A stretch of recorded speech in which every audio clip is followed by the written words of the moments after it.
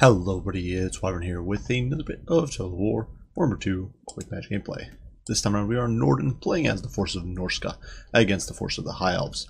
And this is a match that's honestly kind of rough for Norsca, and the main reason for that is the fact that High Elves can pull some nasty shenanigans with, one, Chitin Cavalry, it's like Illyrian Reavers, and two, units like Phoenix Guard. They can really box up, make sort of new box with Hilariel, backed by usually the Science of Mathlon to get something in the vicinity of like almost a 50% ward save.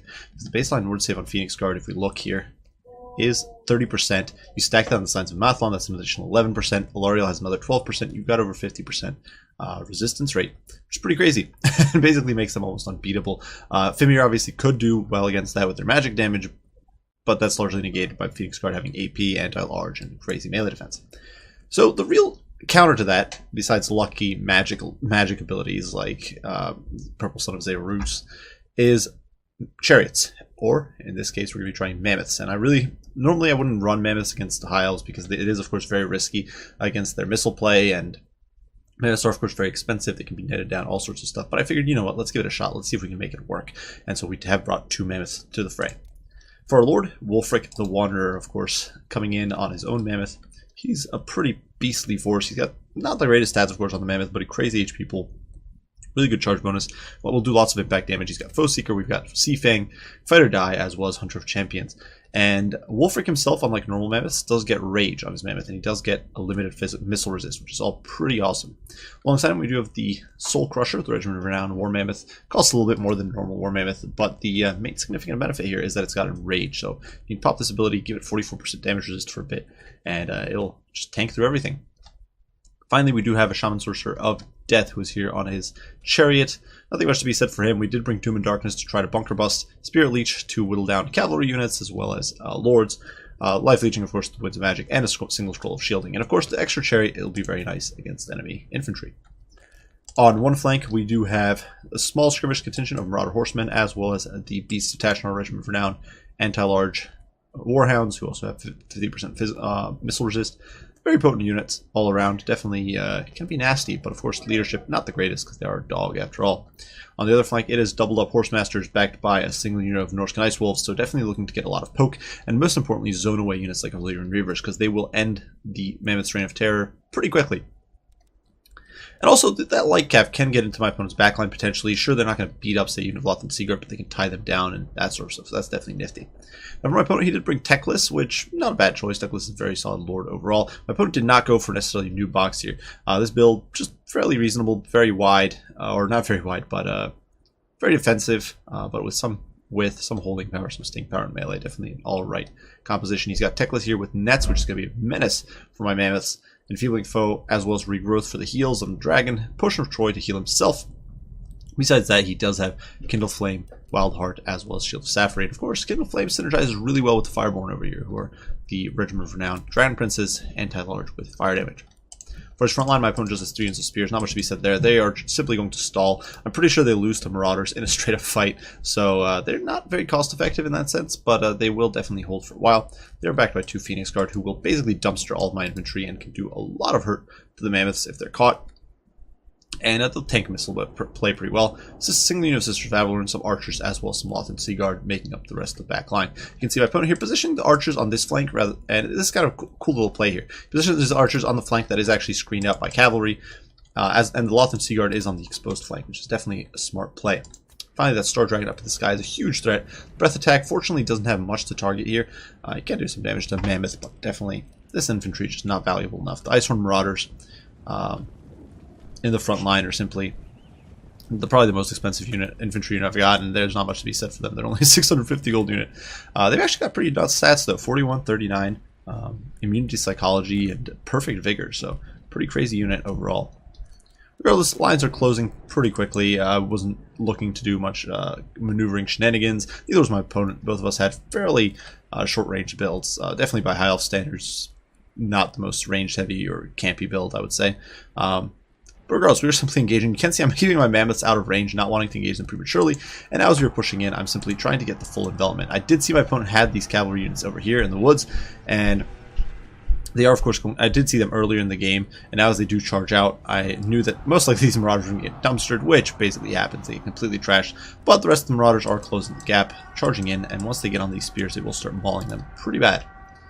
Elsewhere in the meantime, we do hit these Fireborn with a Spirit Leech, which is going to be killing models incredibly valuable. Spirit Leech is really pretty ridiculous against Heavy Cap. It's going to pick off, I think, 7 models here, and that's pretty nuts. 8, in fact. 8 Fireborn lost. You can see the trail of dead horsemen there. Alta single Spirit Leech, so for 8 wins of magic, huge benefit. Your net of Mintok does go down on Wolfie Boy, and the Soul Crusher is a bit bogged down, but he's going to be able to plow through. He pops his Enrage, so that my opponent can't just shut him down. And although Wolfric here is getting blasted with all sorts of filthy sorcery, breath attacks, and magic missiles, it's not going to be enough. Over here we got a beautiful Sea Fang on the Sisters of Avalor, leaving a few of them dead. And now the Soul Crusher is plowing through, shunting past the Phoenix Guard and pushing in on the Sisters, who just honestly will not be able to stand here. The Mammoth is just such a potent force, really able to trample them. Unfortunately, Wolfric, though, being pressured pretty heavily, he's getting shot by the Lothram Sea Guard, and Mammoths, you know, Mammoths are tanky for sure, but at the same time, they don't have that. We did pop a Scroll of Shielding here, of course. He's got his built-in missile resist, but the fact is he's only got 70 armor, so it's definitely not that impressive, and he's definitely going to be starting some damage over time. And as we are forced to push through here, forced through the Phoenix Guard, it's definitely going to make our situation a bit worse. That said, in other areas, you can see over here the Marauders, Horsemen, peppering down the Fireborn. And the thing is, my opponent here is using a Regrowth, but it's essentially wasted, because I'm sure he's going to beat these Norscan Ice Wolves really handily, but especially because they've actually vulnerable to fire, and these guys had fire damage. But the Regrowth is just irrelevant, basically. These guys have lost almost no models, so, or lost almost no HP. They've just lost models to Spirit Leech. Regardless, Wolfric getting pounded pretty horrendously over here. You can see Doom and Darkness does go down on this block of infantry, looking to tear out them and break them off, but it does not do the trick for the Phoenix Guard. The Dragon, unfortunately, just pushing through. We hit him with the Spirit Leech there, but just not quite able to finish him off or get him off Wolfric. And over here you can see the Soul Crusher sort of standing, admiring the Sister of Avalor, not doing anything. I do believe it was netted down. You can see the Horsemen there darting around and diving in, tying these guys down. And Horsemen, of course, not a terrible unit in melee, or these are Horsemasters actually, so pretty respectable unit in melee, especially on the charge. Obviously, Sisters will still grind it out with them most likely, with their own respectable melee stats. So definitely there was a lot of hybrid play in this game. We have Lothram Sea Guard, we've got Sisters of Avalor and Horsemasters, all very sort of hybrid units. They're not necessarily amazing in melee, but definitely decent enough. And you can see here the Horsemaster is definitely struggling a bit as the fight protracts.